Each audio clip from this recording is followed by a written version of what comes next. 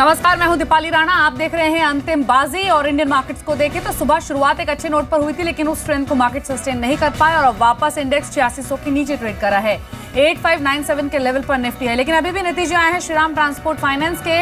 मुनाफा 321 करोड़ से बढ़कर 374 करोड़ आए हैं, वहीं आय 2350 करोड़ से बढ़कर 2690 करोड़ के आसपास रही है। हालांकि जो अनुमान था वो ये था कि 400 करोड़ के आसपास का मुनाफा कंपनी पोस्ट कर सकती है, तो उस लिहाज से देखें तो जो फिगर आई है वो थोड़ी सी नीचे आई है, लेकिन ग्रोथ डेफिनेटली दिखी है। प्रॉफिटेबिलिटी में 321 करोड़ से बढ़कर 374 करोड़ की प्रॉफिटेबिलिटी कंपनी ने पोस्ट की है। स्टॉक हालांकि 3% की बढ़त लेकर अभी ट्रेड कर रहा है। बाकी अभी और डिटेल्स आनी बाकी है कि कंपनी की जो एसेट क्वालिटी है, एयूएम ग्रोथ है, वो स्पेशली कैसी रही है उसे समझना होगा। लेकिन डेफिनेटली जो प्रॉफिटेबिलिटी का फिगर आया है वो प्रोजेक्शन से कम रहा है। स्टॉक हालांकि अभी भी गेंस को सस्टेन कर रहा है और 34 रुपए की बढ़त लेकर कामकाज कर रहा है। लौटेंगे हम श्रीराम ट्रांसपोर्ट फाइनेंस पर, लेकिन अब तक का मार्केट का एक्शन क्या रहा ये जान लेते हैं और चलते हैं वीरेंद्र के पास। बताइए वीरेंद्र। शुक्रिया दीपाली। अगर आप देखें आज एक बार फिर से बड़ा क्रिटिकल सेशन था। क्रिटिकल सेशन इसलिए आज क्योंकि हम वेरी एक्सपायरी के बेहद नज़दीक हैं और ऐसे में आप देखें 8650 जिस प्रेशर जोन की सुबह हमने बात की थी उसने अपना काम बखूबी किया। मार्केट ऊपर निकला, लेकिन अगर आप देखें फिर चीन के बाजार में जो रेगुलेटरी रीजंस के चलते अगर आप देखें जो सख्ती बढ़ी है उससे बाजार थोड़ा सा घबराहट फील कर रहा था। हायर लेवल से अनवाइंडिंग मोड में थोड़ा सा अगर आप देखें प्रेशर, और आई थिंक कॉल राइटर्स को एक मौका मिला कि वो 8650 8700 और माइट भी अगर आप देखें in the money cost like 8600 उसको भी राइट करें। उसके बाद अगर आप देखें जापान को करीब 28 लाख करोड़ का येन का जो राहत पैकेज मिला है, आई थिंक वहाँ से एक रिलीफ था। निकेई सुबह सुबह काफ़ी स्ट्रॉन्ग था, लेकिन इसका बहुत एक बड़ा psychological impact rest of Asia पे या फिर इंडियन मार्केट्स पे डेफिनेटली नहीं पड़ा। उसके बाद अगर आप देखें जापान फैक्टर के बाद अगर आप देखें चाइना फिर जापान, लेकिन आज ऑटो टेलीकॉम और बेवरेजेस शेयर में आज जोरदार तेजी है। देखिए स्पेशली आज कुछ नतीजे आए टेलीकॉम स्पेस से और ऑटो स्पेस से। अगर आप देखें आई थिंक आज बजाय ऑटो, हालांकि अगर आप देखें टॉप लाइन फ्रंट पे थोड़ा सा मायूस किया, लेकिन फिर भी इस स्पेस में अगर आप देखें आज एक मूव काफ़ी अच्छा खासा था।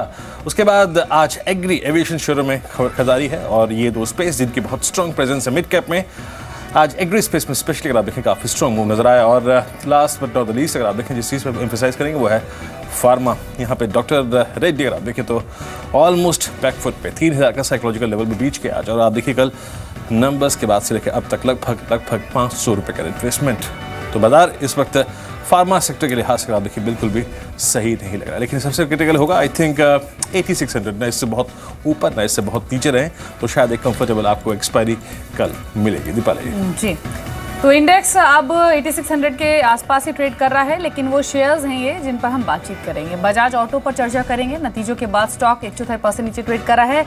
येस बैंक नंबर्स अनुमान के आधार पर ही रहे हैं, लेकिन उसके बावजूद जो स्टॉक है वो फ्लैट अभी ट्रेड कर रहा है। डॉक्टर रेड्डी सुबह से ही जो डेंट लगा था वो अभी तक बना हुआ है 9.5-10% अभी भी ये शेयर ट्रेड कर रहा है। लेकिन अच्छी खरीदारी हमने प्राइवेट बैंकों में देखी है बीते 3 दिनों में। ICICI बैंक अभी भी 3.5% ऊपर है। PVR एक स्ट्रॉन्ग परफॉर्मर रहा है और अभी भी 0.3% गेंस लेकर ट्रेड कर रहा है। एडलवाइस, चोला इन्वेस्टमेंट, यूपीएल, कुछ और शेयर्स जहां पर अच्छा खासा मूव आज अच्छे वॉल्यूम से देखा गया है। भारती इंफ्राटेल नतीजों के बाद अच्छी शुरुआत हुई थी आज स्टॉक की और अपनी स्ट्रेंथ को अभी भी होल्ड कर रहा है। और आप देखिए एडीएफ फूड्स को 16% ऊपर ये स्टॉक अभी ट्रेड कर रहा है 112 के लेवल्स पर। ये कुछ और शेयर्स जिन पर हम बातचीत करेंगे वीरेंद्र जी। अगर आप देखें आपकी स्क्रीन पर आप देखें इस बीच अगर आप देखें मारुति के एलसीवी कारोबार में लाइट कमर्शियल व्हीकल सेगमेंट पे भी अगर आप देखें मारुति उतर रही है। तो नंबर्स के बाद स्ट्रीट का स्ट्रॉन्ग रिएक्शन स्पेशली अगर आप देखें आज। लेकिन अब लाइट कमर्शियल व्हीकल सेगमेंट देखिए एलसीवी मार्केट में इनका आना आई थिंक एक मेजर डेवलपमेंट। क्यों? अगर आप बीते 4 महीने के सेल्स फिगर को देखें तो चाहे वो अशोक लेलैंड हो चाहे वो टाटा मोटर्स हो, सबने इस सेगमेंट में काफ़ी स्ट्रॉन्ग नंबर्स डिलीवर करे हैं। हैवी कमर्शियल सेगमेंट में आप देखें उतने अच्छे नंबर्स नहीं थे, लेकिन लाइट कमर्शियल व्हीकल सेगमेंट में काफ़ी अच्छे नंबर्स थे। I think that might be reason कि अगर आप देखें मारुति इस सेगमेंट को लेकर अट्रैक्ट हुआ हो। 4561 के स्तर पे 2% ऊपर कारोबार करा। सुबह काफ़ी स्ट्रॉन्ग खुला, हाई लेवल्स पे गया, CY16 का नया हाई लगाया। फिर अगर आप देखें तो शायद थोड़ा सा नीचे आ रहा है स्टॉक हाई लेवल से। खैर मैं आगे बढ़ता हूँ, मैं जरा वो स्टॉक्स जो दिख रहा था वो बात करूँगा। इस बीच अगर आप देखें निफ्टी 8591 दिन के लोअर लेवल्स जो है ना वो थे करीब 8573 8588। ये देखिए Cadila, United breweries, spice jet, Sudarshan chemicals, Hind rectifiers अगर आप देखें कुछ कंपनी जहाँ पे काफ़ी स्ट्रॉन्ग मूव है। उसके बाद अगर आप दूसरे अगर आप देखें शीट पे आए जिनमें काफ़ी स्ट्रॉन्ग मूव है उसकी बात करूँगा मैं। उसमें एवरेस्ट इंडस्ट्रीज़ है, इंडियन ह्यूम है और साथ ही साथ डेटामैटिक्स है, गुजरात फ्लोरो, एडवांटा, ये कुछ कंपनी जहाँ पे काफ़ी स्ट्रॉन्ग मूव है। एक बार जरा आप इंडस्ट्रीज पे आइए, एक बार निफ्टी बैंक एग्जैक्टली क्या कर रहा है। निफ्टी अगर आप देखें करीब 2 अंक ऊपर है निफ्टी बैंक एग्जैक्टली किस ट्रेजेक्टरी में है? निफ्टी बैंक इस वक्त करीब करीब ये आपकी स्क्रीन पर आप देखें 18,971 19,000 की ट्रेजेक्टरी से अगर आप देखें बहुत दूर भी नहीं गया, न नीचे न ऊपर। दीपाली जी चलिए, इसके अलावा आपको स्टॉक्स देख लेते हैं जहां पर सबसे ज्यादा एक्शन आज के सेशन में देखा जा रहा है। हालांकि आप मारुति सुजुकी आप देखेंगे तो 2% ऊपर आ चुका है, 4566 के लेवल्स पर ट्रेड कर रहा है। आज के निफ्टी 50 के जो स्ट्रॉन्ग परफॉर्मर्स रहे हैं उनमें भारतीय इंफ्राटेल, आईसीआईसीआई बैंक, जी एंटरटेनमेंट रहे हैं और भारतीय इंफ्राटेल और जी एंटरटेनमेंट दोनों पर ही अच्छे नतीजों का असर दिखा है आज के सेशन में। और आज एक उतार चढ़ाव भरे मार्केट में भी अपनी स्ट्रेंथ को स्टॉक्स ने होल्ड रखा है। इसके अलावा IndusInd bank, Tata Motors, Adani ports, Tata Motors DVR ये कुछ स्ट्रॉन्ग परफॉर्मर रहे हैं। वहीं अगर छोटी कैटेगरी के स्टॉक आप देखेंगे जहां पर अच्छी तेजी दिखी है उनमें डेफिनेटली एग्री स्पेस के शेयर्स रहे हैं। यूपीएल 5% ऊपर अभी भी 606 के लेवल्स पर ट्रेड करा है। यूनाइटेड ब्रेवरीज में 3.5% का उछाल देखा गया है और श्रीराम ट्रांसपोर्ट फाइनेंस अभी भी नंबर्स है और अभी भी 2% का उछाल लेकर ये शेयर ट्रेड करते हुए दिखा है। साथ ही आज के सेशन में कुछ और स्टॉक्स भी हैं जहां पर अच्छी मजबूती दिखी है। लेकिन अब बात कर लेते हैं श्री रेणुका शुगर्स की। 14% ऊपर अभी भी ये स्टॉक ट्रेड कर रहा है और आज खबर भी आई थी कि कंपनी अपने जो ब्राजीलियन यूनिट है उसको रिवाइव करने के लिए कुछ स्टेप्स उठाएगी और फंड इन्फ्यूजन करेगी। और इसी पर बातचीत करने के लिए मिस्टर नरेंद्र मुरखुम्बी हमारे साथ मौजूद हैं, वीसी और एमडी हैं श्री रेणुका शुगर्स से।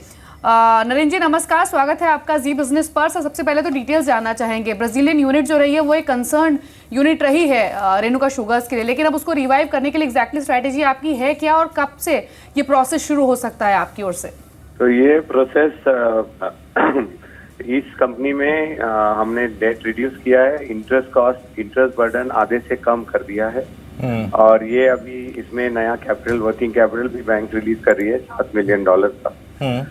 अभी जो चीनी की दाम बढ़ी है वर्ल्ड मार्केट में, उसके वजह से भी इस बिजनेस को काफी सपोर्ट मिल रहा है। तो हमारा जो डेट रीऑर्गेनाइजेशन था हमने सितंबर 2015 में फाइल किया था, ये कल कंप्लीट हो गया प्रोसेस, जज ने ऑर्डर पास कर दिया है और इसके तहत ये डेट कम भी हुआ है और इंटरेस्ट रेट भी कम हुआ है। सर एग्जैक्टली इस यूनिट के बारे में थोड़ा सा विस्तार बताएंगे कि जब फुल कैपेसिटी पे होगी तो इसका आउटपुट कितना होगा, थोड़ा सा अगर आप देखिए जो ब्राजील तो ये हमारी 2 कंपनियां हैं, इसमें से ये छोटी कंपनी है। इसमें केन क्रशिंग की क्षमता एनुअली 3.1 मिलियन टन और इसमें मैक्सिमम शुगर प्रोडक्शन की क्षमता है लगभग 2.5 लाख टन और इसमें इथेनॉल भी बनता है। जी साथ ही नरेंद्र जी एक चीज और जानना चाहेंगे, जो आपकी ब्राजीलियन यूनिट है इससे अभी तक का जो अर्निंग साइज है वो क्या है, और क्योंकि डेट एक्सपोजर जो है वो बहुत स्ट्रांग है इस यूनिट्स पर ऑलरेडी, तो जो फंड आप इन्फ्यूज कर रहे हैं वो काफी होंगे इसको रिवाइव करने के लिए या फिर और भी डीपर रिस्ट्रक्चरिंग हो सकती है गोइंग फॉरवर्ड? इसमें काफी रिडक्शन हुआ है, इंटरेस्ट रेट हाफ से कम हो गया इससे, इंटरेस्ट कॉस्ट टोटल, और हम फंड नहीं इन्फ्यूज कर रहे इंडिया से, वहीं की बैंक्स इसको रिलीज कर रही है $7 मिलियन और डेट वहीं रिस्ट्रक्चर हुआ है, वो गारंटीड भी नहीं है इंडिया से। मुकम्मी साहब एक बार मैं थोड़ा सा एग्जैक्टली प्राइस पर आपका आउटलुक चाहूँगा, both domestic prices and international prices, since we are talking about both operation international domestic operations, इन पर आपका आउटलुक क्या है? हाई पे है और डोमेस्टिक भी अभी ऊपर की ट्रेंड दिखाई दे रही है, क्योंकि आने वाले सीजन में सिर्फ 23 मिलियन टन का प्रोडक्शन होगा। तो यहाँ भी मैं समझता हूँ अभी तो मानसून है, डिमांड कम है, पर जैसे ही मानसून सीजन खत्म हो one can expect further rally in the domestic market. Okay thanks very much sir, बहुत बहुत शुक्रिया आपका इस पूरी बातचीत के लिए और आई थिंक ब्राजीलियन यूनिट के बारे में स्टैटिस्टिक्स शेयर करने के लिए, और प्राइसिंग काफ़ी स्ट्रॉन्ग रहेंगी। आई थिंक इसी सब्जेक्ट पे थोड़ा सा बात और कर लेते हैं, लेकिन आई थिंक सब्जेक्ट आज बहुत सारे हैं। मारुति हो गया, अभी मारुति की खबर आई, उसके बाद डॉक्टर रेड्डीज हो गया, यस बैंक हो गया, बजाज ऑटो हो गया और आज की रात देखें श्री रेणुका शुगर्स। महेश्वरी साहब नमस्कार, कार्यक्रम में स्वागत है। महेश्वरी साहब पहले तो मैं ये जानना चाहूँगा, अभी पिछले 3-4 दिन के जो अर्निंग्स रही उसमें से कंप्लीट डिसअपॉइंटमेंट जो था डॉक्टर रेड्डीज था, अब 3000 पे आ चुका है स्टॉक, ऑलमोस्ट सबसे रिस्की जोन में। अपने क्लाइंट्स को अपने कल शाम से लेकर अब तक क्या अप्रोच सजेस्ट की है इस पे? जी आज जो डॉक्टर रेड्डी के नतीजे हैं ज़रूर उम्मीद से काफ़ी ख़राब थे और हमने स्टॉक में एक अच्छा बड़ा रिएक्शन देख भी लिया।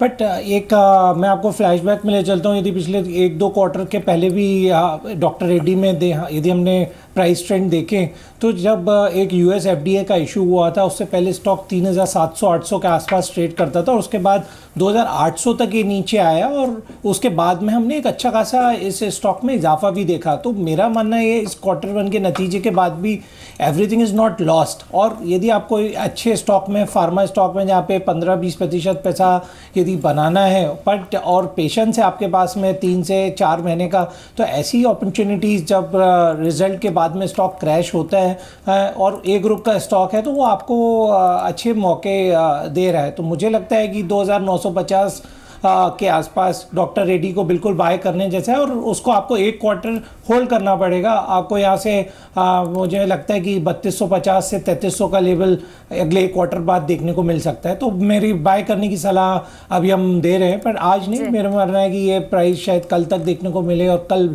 इसको एक्यूमुलेट करना चाहिए।